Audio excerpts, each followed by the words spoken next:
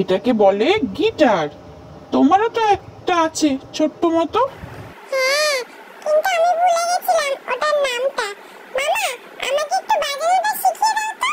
এই গিটারটা আমার গিটারটার থেকে অনেকটাই বেশি সুন্দর। আমি এই বড় গিটারটাই বাজাবো। তুমি আমার ছোট গিটারটা নাও, আমি তোমার বড় গিটারটা বাজাবো। এই দেখো, মা আমাকে কিনে দিয়েছিল এই ছোট গিটারটা। মামার কাছ থেকে বাজানোটা একটু শিখে নিয়েছি। মা, তুমি এবার একটু ব্যাকগ্রাউন্ডটা সিনেম্যাটিক করে দাও।